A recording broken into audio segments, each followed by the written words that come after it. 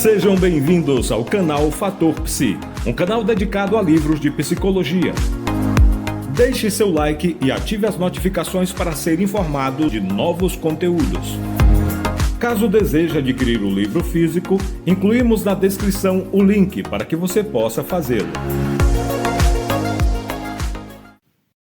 A Mente Vencendo o Humor, capítulo 10. Novos pensamentos, planos de ação e aceitação. Michelle se matriculou em uma aula de espanhol para se preparar para uma viagem ao México. Ela aprendeu a pedir informações, fazer pedidos em restaurantes e a manter conversações simples. Quando Michelle chegou ao México, o motorista do táxi falava inglês assim como os funcionários do hotel. Depois de desfazer as malas, ela decidiu ir até uma loja próxima ao hotel para comprar alguns cartões postais e selos. Na loja, todos falavam o espanhol rapidamente. Michelle verificou seu tradutor digital, aproximou-se do balcão com hesitação e falou as frases em espanhol que acreditava serem as corretas para pedir selos e cartões postais. Para sua surpresa, a mulher atrás do balcão sorriu e entregou o número certo de cartões e selos que ela desejava comprar. Por que Michelle ficou surpresa? Nosso aprendizado de algo novo tende a ser intelectual, ou seja, em nossa cabeça. Sabemos que determinado idioma deve funcionar em outro país, mas quando realmente falamos esse idioma, duvidamos que seremos compreendidos, porque as palavras e as frases são muito diferentes daquelas com as quais estamos familiarizados. No começo, nossa língua nativa parece a única forma correta de falar. Uma nova língua começa a parecer uma comunicação de verdade somente depois de muita prática. Mesmo que Michelle achasse que suas frases em espanhol estavam corretas, ela não se sentiu segura com o idioma até que começou a receber reações positivas por parte de outras pessoas que conheceu no México. Ao falar espanhol com mais regularidade, ela adquiriu maior confiança. O desenvolvimento de novos pensamentos alternativos ou compensatórios pode ser comparado a escrever em uma nova língua. Assim como qualquer idioma novo, novos pensamentos provavelmente parecerão estranhos e apenas parcialmente aceitáveis. Enquanto seus pensamentos automáticos fluem com facilidade, como sua língua nativa que é familiar, seus pensamentos alternativos emergem apenas com grande esforço. Você provavelmente acredita nos novos pensamentos em teoria, mas parece que eles não se adaptam à sua experiência de vida tão bem quanto os velhos pensamentos automáticos.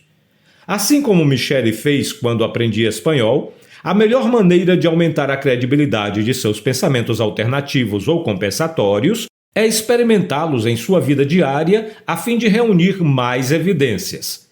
Se suas experiências na vida apoiarem seus pensamentos alternativos e compensatórios, você começará a acreditar mais nesses novos pensamentos e seu humor melhorado se tornará mais estável. Se suas experiências não apoiarem suas novas crenças, você poderá usar essas informações para construir pensamentos alternativos diferentes, que se ajustem de modo mais adequado às suas experiências. Paulo, reunindo mais evidências e reforçando novos pensamentos. O humor triste de Paulo no dia em que visitou a família de sua filha melhorou quando ele se deu conta de que, embora não precisasse dele da mesma forma que antes, seus filhos e netos ainda gostavam de sua companhia e algumas vezes até pediam conselhos. Ainda que esse pensamento alternativo, ver capítulo 9, em especial a figura 9.2, página 101, tenha ajudado Paulo a se sentir melhor, seu novo modo de pensar não era totalmente aceitável para ele, muito embora as evidências parecessem apoiar a nova ideia. Um modo de Paulo reforçar sua crença nessa nova conclusão era reunir mais informações sobre seus pensamentos alternativos. Paulo decidiu testar essas novas conclusões. Eles ainda apreciam a minha companhia, mesmo que não precisem de mim como de costume. Ligou para sua filha e seu genro e se ofereceu para ajudá-los em um projeto. Sua filha disse que eles não tinham projeto que precisasse de ajuda. Em vez de concluir que não era mais necessário, como havia feito no passado, ele decidiu perguntar se poderia ajudá-los de alguma outra forma. Depois de pensar por um momento, a filha de Paulo disse que a melhor amiga de sua neta, Alice, havia se mudado da cidade. Alice vinha se sentindo muito sozinha desde então, sobretudo depois da escola, quando normalmente brincava com a amiga. Ela perguntou se Paulo poderia e se estava disposto a fazer alguma coisa com Alice. Paulo prontamente concordou em passar algum tempo com a neta, 2 ou 3 vezes por semana após a escola.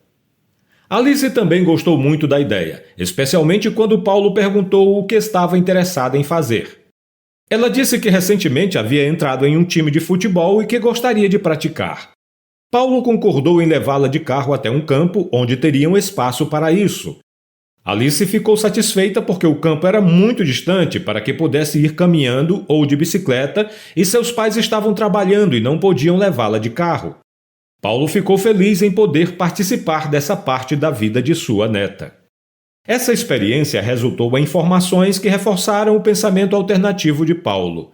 Eles ainda apreciam a minha companhia, embora não precisem mais de mim como de costume. A reação de sua família aumentou a crença de Paulo em seu novo pensamento, melhorou sua confiança em agir de acordo com essa crença e criou um tempo agradável e produtivo com Alice. Com seu estilo anterior de pensamento, ele teria se sentido rejeitado e desistido quando sua filha e genro disseram que não tinham projeto. De que adianta? Eles não precisam mais de mim. Os pensamentos alternativos de Paulo proporcionaram a confiança de que ele precisava para encontrar novas formas de se sentir necessário em vez de desistir quando sua oferta original foi recusada. Exercício: fortalecendo novos pensamentos. Use a folha de exercícios 10.1 como guia para testar e fortalecer um novo pensamento alternativo. Caso deseje adquirir o livro físico de A Mente Vencendo o Humor, você encontrará um link para isso na descrição deste vídeo. Folha de exercícios 10.1 Fortalecendo novos pensamentos. Examinando os registros de pensamentos ou outros exercícios que você completou até o momento, escolha um pensamento compensatório ou alternativo em que acreditou menos de 50%. Escreva o pensamento e a avaliação de sua crença nele. Pensamento, linha em branco. Avalie a porcentagem da crença. Linha em branco. Durante a próxima semana, procure todos os dias por evidências que apoiem esse novo pensamento. Escreva todas as evidências que encontrar. Se possível, certifique-se de que está fazendo coisas que irão ajudá-lo a encontrar evidências que apoiem ou não o pensamento. Linhas em branco. No fim da semana, reavalie sua crença no novo pensamento. Linha em branco, %. Procurar e registrar evidências fortaleceu sua crença em seu novo pensamento alternativo ou compensatório? Sim ou não? Por que sim ou por que não? Linhas em branco. Marisa, desenvolvendo um plano de ação para salvar o emprego. Algumas vezes, quando reúne evidências para testar um pensamento, você descobre que a maioria delas apoia seu pensamento. Logo, não há um pensamento alternativo digno de crédito. Isso geralmente significa que existe um problema que precisa ser solucionado. Embora uma mudança no modo de pensar seja com frequência útil, nem sempre será a solução completa. Quando a maioria das evidências apoia seu pensamento, você pode desenvolver um plano de ação. Lembretes. Se um pensamento alternativo ou compensatório se ajustar às suas experiências de vida, mas ainda não parecer confiável para você, reúna mais evidências para testar e fortalecer esse pensamento alternativo ou compensatório, assim como Paulo fez em sua conversa ao telefone com sua filha. Se as evidências em sua vida preponderantemente apoiam seu pensamento quente, então isso significa que você tem um problema a ser resolvido. Nesse caso, um plano de ação pode ajudá-lo a descobrir se e como você pode solucionar o problema. Marisa e seu terapeuta passaram várias sessões determinando as razões pelas quais ela havia se tornado altamente suicida. Uma das razões principais por que Marisa se sentia tão desesperançada era estar convencida de que iria ser despedida e não conseguiria sustentar a si mesma e os filhos. Ela tinha um seguro de vida e acreditava que ele poderia manter seus filhos até que eles fossem capazes de se sustentar. Marisa testou o pensamento automático, vou perder meu emprego, em um registro de pensamentos, ver capítulos 6 a 9. Embora esse pensamento não pudesse ser considerado absolutamente verdadeiro até que acontecesse, Marisa tinha algumas evidências bastante convincentes de que a demissão era uma possibilidade real. No mês anterior, ela havia recebido 3 advertências de seu supervisor. Uma por chegar constantemente atrasada ao trabalho pela manhã e depois do almoço, e 2 por baixo rendimento no trabalho. Em sua empresa, 3 advertências podiam ser seguidas de demissão. Ela se sentia fora de controle em relação ao emprego. Sentia-se tão deprimida pela manhã que era difícil sair da cama, muito embora soubesse que não ficaria bem se chegasse atrasada novamente. Uma vez no trabalho, Marisa tinha dificuldade de se concentrar, então cometia erros, o que chamava ainda mais a atenção do supervisor de forma negativa. Uma vez que o pensamento mais angustiante de Marisa, de que ela iria perder o emprego, era apoiado por muitas evidências, ela e seu terapeuta construíram um plano de ação que pudesse ajudá-la a solucionar o problema. Eles discutiram e escreveram uma variedade de medidas que Marisa poderia adotar para melhorar seu desempenho e tornar seu emprego mais seguro. Primeiro, poderia dizer ao supervisor que estava tentando se sair melhor e pedir sua ajuda. Esse supervisor já havia elogiado seu trabalho alguns meses antes. Se você tem chegado até aqui, com toda certeza este trabalho tem te ajudado. Como um gesto de gratidão ou uma iniciativa no sentido de nos apoiar, que tal fazer uma doação para fortalecer este trabalho? O nosso Pix é fatorpsi@gmail.com. A sua ajuda é muito importante para que possamos continuar. Voltemos à leitura deste capítulo. Marisa reconheceu que seu supervisor poderia se dispor a ajudá-la se soubesse que ela estava tentando se sair melhor. Segundo, Marisa concluiu que poderia pedir a Marta, uma amiga do escritório em quem confiava, que revisasse seu trabalho antes de o entregar ao supervisor. Finalmente considerou uma variedade de estratégias para chegar ao trabalho na hora, mesmo quando se sentisse deprimida. O plano de ação de Marisa a tornou mais esperançosa em relação a manter seu emprego. Depois de alguns minutos, no entanto, ela começou a ver problemas que poderiam interferir. O maior deles era que não se sentia à vontade para dizer ao supervisor que estava deprimida, porque não sabia se isso era seguro. Ela temia que ele pudesse contar a outras pessoas e ela se sentiria envergonhada. Seu terapeuta sugeriu que ela pensasse sobre o que gostaria de dizer ao supervisor que poderia recrutar a ajuda dele. Marisa decidiu dizer ao supervisor que se encontrava sob muito estresse, mas que estava se esforçando para endireitar as coisas para que seu desempenho no trabalho não fosse afetado. Ela pensou que poderia lembrar seu supervisor de que seu trabalho costumava ser melhor, dizer que seus problemas eram temporários e assegurar que acreditava que seu desempenho iria melhorar em seguida. O terapeuta sugeriu que também dissesse ao supervisor que ela realmente queria manter seu emprego e que agradecia se ele a ajudasse, dizendo o que precisava fazer para manter os padrões de qualidade da empresa. O plano de ação completo de Marisa é apresentado na figura 10.1, na página 118. A falta de esperança e os pensamentos suicidas de Marisa diminuíram depois que ela fez o plano de ação e começou a segui-lo. Observe que ela adotou vários planos diferentes para melhorar seu desempenho no trabalho. Como sua depressão estava dificultando seu bom funcionamento, recrutou a ajuda de outras pessoas por um curto espaço de tempo. De seu patrão, solicitou um nível apropriado de ajuda e o fez lembrar-se do bom trabalho que ela havia realizado anteriormente. Também pediu a ajuda de sua amiga Marta e prometeu fazer algo em retribuição. Esses passos ajudaram Marisa a começar a se sentir no controle novamente, a ponto de conseguir ver uma luz no fim do túnel. O exemplo de Marisa mostra como usar um plano de ação quando as evidências apoiam um pensamento angustiante. Também podemos usar planos de ação sempre que identificarmos um problema que precisa ser solucionado. Vitor, desenvolvendo um plano de ação para melhorar seu casamento.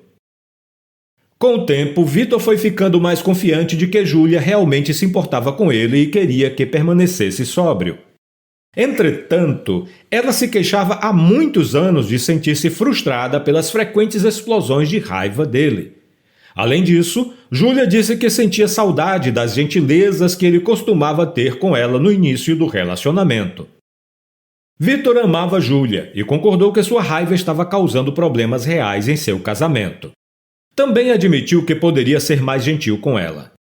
Ele realmente queria melhorar seu casamento, então decidiu desenvolver um plano de ação conforme listado na figura 10.2 nas páginas 119 e 120. Vitor escreveu 2 objetivos que melhorariam seu casamento. Primeiro, faria mais coisas positivas para Júlia, a fim de demonstrar que gostava dela. Segundo, queria parar de ter explosões de raiva. Trabalhando com seu terapeuta, Vitor desenvolveu o plano de ação apresentado na figura 10.2 para ajudar a guiar seu progresso. É importante ser específico em um plano de ação para obter o maior benefício possível com ele. Vitor definiu uma data para começar a trabalhar em seu plano, previu problemas que poderiam interferir em seu sucesso e criou estratégias para a solução dos problemas para que pudesse seguir em frente. Além disso, a folha do plano de ação fornece um espaço para Vitor registrar seu progresso. O casamento de Vitor melhorou depois que ele começou a aumentar suas interações positivas com Júlia e a reduzir suas explosões de raiva. Ele, na verdade, usou as sugestões da coluna Estratégias para Solucionar os Problemas em seu plano de ação para ajudá-lo a passar por situações que, em semanas anteriores, o teriam levado a explosões de raiva. Os planos de enfrentamento específicos para lidar com sua raiva em diferentes intensidades que desenvolveu com seu terapeuta tiveram sucesso na redução das explosões. Vitor seguiu seu plano de ação durante algumas semanas até que aprendeu a lidar com a maior parte das situações sem perder a paciência. Quando acontecia de ficar com raiva nas semanas seguintes, usava esses reveses para compreender de forma mais acertada sua raiva e desenvolver planos adicionais mais eficientes a fim de controlá-la e expressá-la. Plano de ação. O formulário a ser descrito é composto de 5 colunas. Essas 5 colunas podem ser divididas em várias linhas. Primeira coluna: medidas a serem tomadas. Segunda coluna: data para começar. Terceira coluna: possíveis problemas. Quarta coluna: estratégias para solucionar os problemas. Quinta coluna: progresso. Figura 10.1 Plano de ação de Marisa. Objetivo: salvar meu emprego. Coluna 1 Medidas a serem tomadas. Falar com meu supervisor sobre estresse, história prévia de trabalho positivo, problemas apenas temporários, desejo de manter meu emprego, agradecer a ajuda dele. Coluna 2 Data para começar. Quarta-feira, depois da reunião da equipe. Coluna 3 Possíveis problemas. O supervisor pode estar muito ocupado para falar comigo. O supervisor pode dizer que é tarde demais para salvar meu emprego. Coluna 4 Estratégias para solucionar os problemas. Pedir com antecedência ao supervisor uma reunião de 15 minutos. Lembrá-lo dos resultados positivos em meus trabalhos anteriores. Pedir que ele reconsidere e me dê 30 dias para melhorar. Coluna 5 Progresso. Terça-feira, o supervisor concordou em uma reunião na quarta-feira. Quarta-feira, a reunião correu muito bem. Chorei, o que não queria ter feito, mas ele pareceu satisfeito por eu ter falado com ele e garantiu que eu poderia ter mais algumas semanas para melhorar meu trabalho. Linha seguinte: medidas a serem tomadas. Pedir a Marta para revisar meu trabalho. Data para começar. Terça-feira, no almoço. Possíveis problemas. Vai prejudicar nossa amizade. Estratégias para solucionar os problemas. Posso prometer ajudá-la no próximo verão quando ela sair de férias. Posso molhar as plantas dela. Progresso. Marta concordou em ajudar. Linha seguinte. Medidas a serem tomadas. Chegar ao trabalho na hora. Deixar o despertador do outro lado do quarto para que eu tenha de me levantar da cama. Separar as roupas da noite anterior para não perder tempo tomando decisões. Sair de casa com 10 minutos de antecedência e me recompensar com um tempo para um café no escritório antes de começar a trabalhar. Data para começar. Terça-feira de manhã. Possíveis problemas. Vou acabar voltando para a cama depois de ter desligado o despertador. Estratégias para solucionar problemas. Criar uma regra que tenho de tomar banho e me vestir antes de descansar mais alguns minutos. Progresso. Terça-feira, cheguei na hora. Quarta-feira, cheguei 5 minutos antes do horário. Quinta-feira, cheguei 8 minutos antes do horário e desfrutei meu café. Caso deseje adquirir o livro físico de A Mente Vencendo o Humor, confira na descrição o link para que possa fazê-lo. Figura 10.1. Plano de ação de Vitor. Objetivo: melhorar meu casamento. Primeira coluna. Medidas a serem tomadas. Fazer 5 coisas positivas por dia para Júlia, como beijá-la, elogiá-la, ajudá-la, sorrir para ela, massagear seu pescoço, perguntar sobre seu dia, ligar do escritório para dizer eu te amo, levar uma xícara de café para ela. Segunda coluna, data para começar. Hoje, quando eu chegar à minha casa e todas as manhãs começando ao acordar. Terceira coluna, possíveis problemas. Posso estar sentindo raiva dela. Quarta coluna, estratégias para solucionar os problemas. Se eu estiver com raiva, posso fazer coisas mais fáceis, como ajudar com a louça, levar café para ela.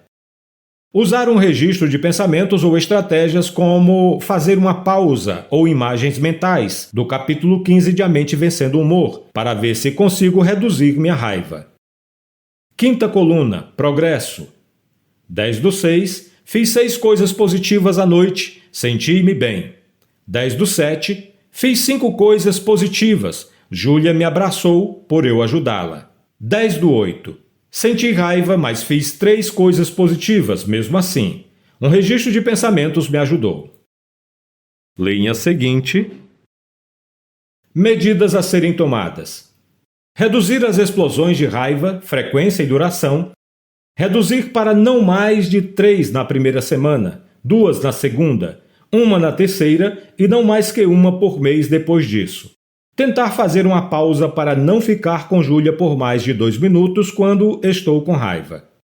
Data para começar: agora. Possíveis problemas. Um mau dia no trabalho, pois chego em casa de mau humor. Quando fico irritado, estouro muito rápido. Estratégias para solucionar os problemas. Fazer um registro de pensamentos antes de sair do escritório. Fazer um plano para lidar com os problemas de trabalho antes de deixar o escritório.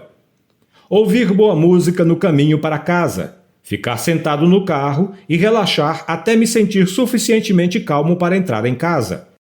Dizer a Júlia que foi um mau dia e que estou tentando ficar calmo. Pedir que ela me ajude. Em conversas com Júlia, avaliar minha raiva de 0 a 10 a cada minuto quando percebo que está aumentando. Quando minha raiva chegar a 3, dizer que preciso parar por alguns minutos para me manter calmo. Quando minha raiva chegar a 5, parar e escrever um registro de pensamentos. Escrever o que ouvi Júlia dizer e o que acredito ser a verdade.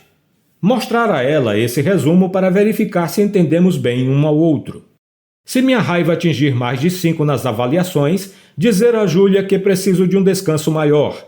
Retornar a conversa quando a raiva estiver abaixo de 3. Dar uma caminhada. Revisar meu registro de pensamentos. Lembrar de que Júlia me ama, que já solucionamos muitos problemas antes e que provavelmente poderemos resolver esse problema também. Progresso. 10/6, nenhum problema. 10/7. Fiz um plano para lidar com o conflito no trabalho antes de deixar o escritório. Cheguei em casa bem relaxado. 10/9. Ouvi música no caminho para casa. Relaxei por 2 minutos na frente de casa antes de entrar. Isso me ajudou a lidar com o choro das crianças sem ficar irritado. 10/6, nenhuma raiva. 10/7, comecei a sentir raiva, fiz 3 intervalos e conseguimos terminar a conversa. Júlia parecia impressionada por eu estar mantendo meu plano. 10/9, perdi a paciência e gritei com Júlia. Ao menos pedi desculpas depois. Exercício. Fazendo um plano de ação. Identifique um problema em sua vida que você gostaria de mudar e escreva seu objetivo na linha de cima da folha de exercícios 10.2. Complete o plano de ação, tornando-o o mais específico possível. Marque uma data para começar. Identifique os problemas que podem interferir na realização de seu plano. Desenvolva estratégias para lidar com os problemas caso eles surjam e mantenha um acompanhamento por escrito do progresso que fizer. Complete planos de ação adicionais. No apêndice podem ser encontradas mais cópias de folhas de exercícios 10.2 para outras áreas problemáticas de sua vida que você gostaria de mudar. Caso deseje adquirir o livro físico de A Mente Vencendo o Humor, na descrição deste vídeo você encontrará um link para que possa fazê-lo. Folha de exercícios 10.2 Plano de ação. Aceitação. Quando podemos fazer algo para solucionar um problema, um plano de ação pode nos ajudar a descobrir o que fazer. Algumas vezes, os problemas que temos não podem ser solucionados. Outras vezes, podemos experimentar circunstâncias na vida que são muito difíceis de suportar, mas não são problemas para os quais podemos buscar a solução com um registro de pensamentos ou um plano de ação. Por exemplo, podemos ficar muito doentes. Alguém muito próximo pode morrer ou podemos ter uma tarefa desagradável a realizar. Nesses casos, o desenvolvimento de uma atitude de aceitação pode nos ajudar a enfrentar o problema e a nos sentir melhor. Examinemos Lupe, que foi diagnosticada com câncer cerebral 6 meses atrás. Inicialmente, ela recusou-se a aceitar o diagnóstico. Procurou freneticamente uma segunda, uma terceira e até uma quarta opinião sobre sua condição e seu prognóstico. Os médicos que consultou foram unânimes ao informar que poderiam fazer muito pouco, porque o câncer estava espalhado e havia progredido além do ponto em que um tratamento poderia ajudar. Lupe ficou chocada e com raiva por estar com câncer. Logo depois, sua raiva foi combinada com medo. Aos 59 anos, ela achava que era muito nova para morrer, mesmo seus médicos afirmando que seu câncer era terminal. É fácil compreender suas reações. Mesmo assim, cerca de 1 mês após receber o diagnóstico, Lupe começou a se sentir com menos raiva e menos assustada. Foi assim que ela descreveu sua mudança de humor a uma amiga. Não quero morrer, mas se vou morrer logo, o que parece provável, quero morrer com dignidade. Vou tornar estes últimos meses os melhores e mais significativos para mim, minha família e meus amigos. Essa nova atitude a ajudou a levantar seu ânimo e a melhorar seu humor. Ela ainda estava enfrentando a morte, mas a aceitação de sua doença tornou possível que focasse no que era importante para ela em seus meses finais. Depois que aceitou que tinha câncer terminal, Lupe foi capaz de pensar em como queria passar os dias que lhe restavam. Sua maior prioridade era passar o maior tempo possível com sua família e amigos para criar experiências memoráveis com eles. A aceitação foi o ponto de virada para Lupe, pois a ajudou a sair do desespero e a focar sua atenção em como desejava viver a vida. A aceitação também foi muito importante para Rodney, que visitava seu pai idoso todos os fins de semana. O pai de Rodney tinha demência e não o reconhecia mais como seu filho. A cada semana, quando o visitava, seu pai perguntava: "Quem é você? Conheço você?" Inicialmente, Rodney explicava: "Sou seu filho. Você não me reconhece?" Seu pai ficava muito agitado e perturbado quando ele dizia isso. Algumas vezes seu pai chorava e dizia: "Não conheço você", ou "Você não é meu filho".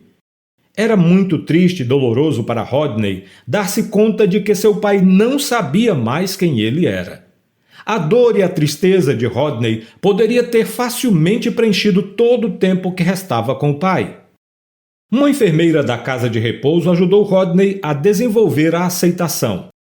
Ela disse: "Seu pai não sabe quem você é. Se você entender isso e deixar que ele o perceba como um homem bom que vem visitá-lo, então talvez você ainda possa desfrutar de sua companhia algumas vezes." Ele levou isso em consideração e decidiu tentar aceitar essa nova realidade em seu relacionamento com o pai. Quando seu pai perguntava: "Quem é você? Eu conheço você?" Rodney respondia: "Meu nome é Rodney. Gosto de vir aqui e conversar com as pessoas. Você se importa se eu conversar com você hoje?" Isso satisfazia seu pai e eles sentavam juntos, conversando e às vezes discutindo acontecimentos muito distantes no passado de seu pai. Essas conversas ainda eram dolorosas para Rodney porque ele sentia saudades de ter um relacionamento pleno com o pai. Passar um tempo junto ao pai fazia Rodney lembrar-se de muitas coisas que havia perdido de seu relacionamento anterior com ele, como o humor fácil e as discussões animadas sobre esportes. Porém, Rodney descobriu um novo prazer ao ser capaz de demonstrar respeito pelo pai e levantar o ânimo dele durante aquelas visitas semanais. Como demonstram as experiências de Lupe e Rodney, aceitação não significa que precisamos pensar positivamente sobre eventos negativos ou nos sentirmos felizes em relação a coisas que estamos vivenciando. A Mente Vencendo o Humor e a TCC não sugerem que é uma boa ideia simplesmente substituir um pensamento negativo por um pensamento positivo. Não faria bem algum para Lupe dizer: "Não tenho câncer" ou "não me importo em morrer". Ao contrário, a aceitação das circunstâncias negativas e dos estados de humor penosos pode criar uma base sobre a qual avançar, de forma que empreste um significado pessoal às circunstâncias infelizes. Aceitação significa que reconhecemos as dificuldades na vida, procuramos conhecê-las e descobrimos como conviver com elas de forma que sejam coerentes com nossos valores e com o que é importante para nós. Essas mesmas ideias se aplicam a experiências cotidianas que são muito menos dramáticas. Fazemos muitas coisas que são desagradáveis, como, por exemplo, acordar mais cedo do que gostaríamos para ir trabalhar, ou, se um filho está doente, cancelar planos sociais e ficar em casa. Aceitamos essas experiências porque temos valores que são mais importantes para nós do que o nosso conforto. Com frequência deixamos em suspenso nossas necessidades de curto prazo por causa de nossa família, nosso trabalho ou por outras coisas que valorizamos. As atitudes que temos enquanto estamos fazendo atividades desagradáveis exercem uma grande influência sobre como nos sentimos. Por exemplo, se todos os dias, quando nos acordamos cedo para ir trabalhar, nos detemos no quanto estamos cansados e em como gostaríamos de continuar na cama, provavelmente ficamos de mau humor. Entretanto, se acordamos cedo e dizemos: "Estou cansado e queria poder dormir mais um pouco, mas estou feliz por ter esse emprego porque ele ajuda a sustentar a minha família", nosso humor provavelmente será muito melhor. Ter em mente nossos valores e o que é importante para nós representa uma ajuda real para enfrentarmos tarefas difíceis. A aceitação dos pensamentos e estados de humor é, por vezes, uma alternativa valiosa para a identificação, a avaliação e a mudança dos pensamentos. A aceitação envolve a observação de pensamentos, estados de humor e reações físicas sem fazer julgamentos. Por exemplo, muitas pessoas acham útil conseguir simplesmente observar seus pensamentos enquanto eles aparecem e desaparecem. A aceitação dos pensamentos não deve ser confundida com acreditar que eles são corretos ou adaptativos. Aceitação simplesmente significa que você reconhece que esses pensamentos estão presentes e que pode observá-los sem acrescentar algum significado ou julgamento a eles. Por exemplo, Saulo entendeu que um passo importante no aprendizado do manejo da ansiedade era entrar em situações que o deixavam ansioso para testar seus medos e praticar o enfrentamento. Inicialmente, quando se sentia ansioso nessas situações, ele julgava-se de modo negativo. O que há de errado comigo? Sou tão fraco? Quero que esta ansiedade acabe. Na verdade, tais pensamentos levaram a um aumento na sua ansiedade. Ironicamente, ele descobriu que um dos passos para o manejo da sua ansiedade era aceitar esse estado de humor. Eu estou me sentindo ansioso agora que estou aqui. Bem, isso é o esperado. Vou permanecer nessa situação e observar o que acontece com minha ansiedade enquanto enfrento isto. Vou tentar compreender minhas reações em vez de tentar afastá-las. Uma atitude de aceitação sem julgamento manteve o foco de Saulo em seus pensamentos e estados de humor e em seu objetivo de aprender a manejar a ansiedade de uma forma nova e melhor. Conforme mostram os exemplos a seguir, existem diversos caminhos para a aceitação. Número 1. Podemos simplesmente observar nossos pensamentos e sentimentos sem julgá-los ou tentar mudá-los. Essa foi a forma como Saulo abordou sua ansiedade. Como disse uma mulher, posso ver meus pensamentos e não ser meus pensamentos. Número 2. Podemos colocar nossos pensamentos e sentimentos em perspectiva, pensando em um quadro mais amplo. Por exemplo, o supervisor de Marisa tinha o hábito de dizer todas as manhãs à sua equipe: "Vamos nos animar, meninas." Isso incomodava todo o grupo porque parecia tão falso e era especialmente irritante para Marisa quando ela se sentia deprimida. Marisa achou útil ter uma visão do quadro mais amplo. Quando se detinha em sua irritação, seu humor realmente ficava abalado. Ela ponderou que aquela situação correspondia a apenas 1 minuto de cada dia e pensou em como seu supervisor estava disposto a ajudá-la a manter o emprego. O pensamento sobre o quadro mais amplo a ajudou a aceitar o comentário irritante como um preço pequeno a ser pago por um supervisor que, de modo geral, era apoiador e bom para ela. Número 3. Algumas vezes é mais fácil aceitar as reações internas ou as circunstâncias externas quando associamos nossa aceitação dos pensamentos e sentimentos a valores que são importantes para nós. Rodney fez isso quando colocou seu amor e carinho pelo pai acima de seu sofrimento porque seu pai não o reconhecia mais. Embora Rodney ainda ficasse desolado quando se sentava com seu pai, ele não permitia que isso o impedisse de desfrutar da companhia dele. Rodney reconheceu seu pesar e sua tristeza em relação ao declínio da saúde do pai, mas ainda assim tinha momentos de amor e carinho ao lado dele. Pesar, amor e carinho faziam parte da experiência de Rodney. Com o tempo, o valor dessas horas passadas com seu pai se tornou mais significativo conforme Rodney conseguiu aceitar esse período como uma fase final de seu relacionamento com ele. Exercício: aceitação. Use a folha de exercícios 10.3 para ajudá-lo na aceitação de situações como as discutidas anteriormente. Folha de exercícios 10.3. Aceitação.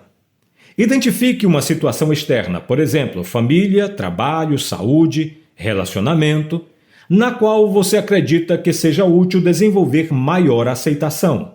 Leve em conta situações que não podem ser mudadas ou solucionadas facilmente. Ou então anote algumas experiências internas, pensamentos ou estados de humor, frequentemente recorrentes, que afetam de modo negativo seu humor. Situação: linha em branco. Pensamentos: linha em branco. Estados de humor: linha em branco. Experimente um ou mais dos seguintes caminhos para aceitação. Não é necessário experimentar cada caminho para cada situação, pensamento ou estado de humor. Com o tempo, conforme praticar a aceitação, você poderá experimentar cada uma dessas abordagens pelo menos uma vez para ver se são úteis. Número 1. Observe seus pensamentos e estados de humor sobre a situação que você escreveu há pouco, sem julgar, criticar ou tentar mudá-los. Apenas os observe enquanto ocorrem. Seja curioso em vez de crítico. Procure fazer essas observações por alguns minutos todos os dias durante uma semana. Isso é muito mais difícil do que parece. Não tem problema se você ficar frustrado, distraído, aborrecido ou crítico. Quando observar isso, apenas volte sua atenção para os pensamentos e estados de humor originais que está examinando. Número 2. Pense no quadro mais amplo. Quais são os benefícios de aceitar isso em vez de ficar angustiado? Você está focando apenas as partes negativas dessa experiência e não está reconhecendo outras dimensões? Existem outros aspectos na situação que compensam as partes negativas? Se você conseguir aceitar as partes que produzem angústia, poderá desfrutar ou aceitar o resto de sua experiência com mais facilidade? Número 3. Algumas vezes, prestar muita atenção em nosso sofrimento nos impede de atingir nossos objetivos ou viver de acordo com valores que são importantes para nós. A. Nessa situação, há algum valor ou objetivo que seja mais importante e significativo para você do que o seu sofrimento? Em caso afirmativo, escreva aqui esse valor ou objetivo. Linha em branco. B. Pense no quanto esse valor ou objetivo é importante para você. C. Como você pode usar as habilidades de A Mente Vencendo o Humor para ajudá-lo a manejar sua situação, seu pensamento ou seu humor angustiante, de modo que consiga abordar ou atingir seus valores ou objetivos? Linhas em branco. D. Você consegue avançar na direção de seus valores e objetivos enquanto aceita o sofrimento que está experimentando? Se você seguiu o primeiro, o segundo ou o terceiro caminho para a aceitação, escreva o que aprendeu com este exercício. Linhas em branco. Neste capítulo, você aprendeu e praticou 3 passos comuns que podem ser dados depois de ter identificado e testado pensamentos associados aos seus estados de humor. Fortalecer novos pensamentos, usar planos de ação e desenvolver a aceitação. Cada um desses passos depende, em alguma medida, dos pensamentos nos quais você está trabalhando. Fortalecer novos pensamentos reunindo mais evidências é particularmente útil quando você tem dificuldade em acreditar nos pensamentos alternativos e compensatórios, mesmo que esses pensamentos se ajustem à sua experiência de vida. Os planos de ação são um passo seguinte excelente quando as evidências a partir de sua experiência de vida sugerem que você tem um problema real que precisa ser solucionado. A aceitação é, com frequência, o melhor caminho se os problemas não podem ser solucionados, se você está em meio a dificuldades que precisa enfrentar ou se quer colocar seu sofrimento em perspectiva para que possa avançar na direção daquilo que mais valoriza. Frequentemente, vários desses passos podem ser usados em combinação para ajudá-lo a desenvolver uma nova perspectiva de forma que você se sinta mais confiante de que é capaz de manejar situações e estados de humor problemáticos. Verificação de humor. Antes de passar para o próximo capítulo, avalie novamente seus estados de humor e escreva os scores nas respectivas folhas de avaliação. Caso deseje adquirir o livro físico de A Mente Vencendo o Humor, você encontrará na descrição deste vídeo um link para que possa fazê-lo.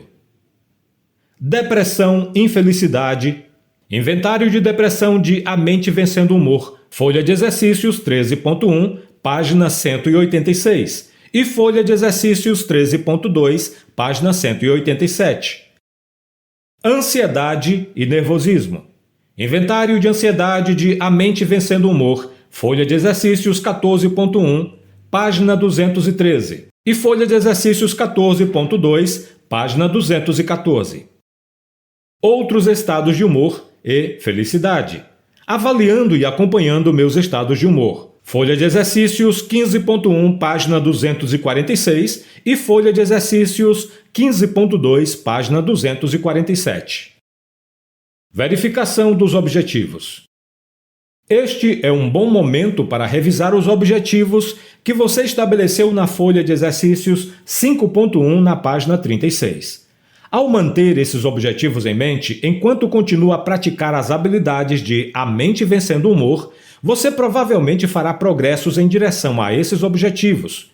Você também pode revisar a folha de exercício 5.4 na página 39, sinais de melhora, para ver que mudanças já ocorreram. Você pode até mesmo fazer um plano de ação para descrever os passos que pode dar para atingir seus objetivos mais rapidamente. Resumo do capítulo 10. Inicialmente, você pode não acreditar por completo em seus pensamentos compensatórios ou alternativos. Você pode fortalecer novos pensamentos compensatórios ou alternativos, reunindo evidências que as apoiem, e esse processo é contínuo. Conforme sua crença em seus pensamentos compensatórios ou alternativos aumenta, seu humor melhorado se estabiliza cada vez mais. Os planos de ação ajudam a solucionar problemas que você identificou. Os planos de ação são específicos e incluem as medidas a serem tomadas, uma data para começar, possíveis problemas com estratégias para solucioná-los e um registro por escrito do progresso.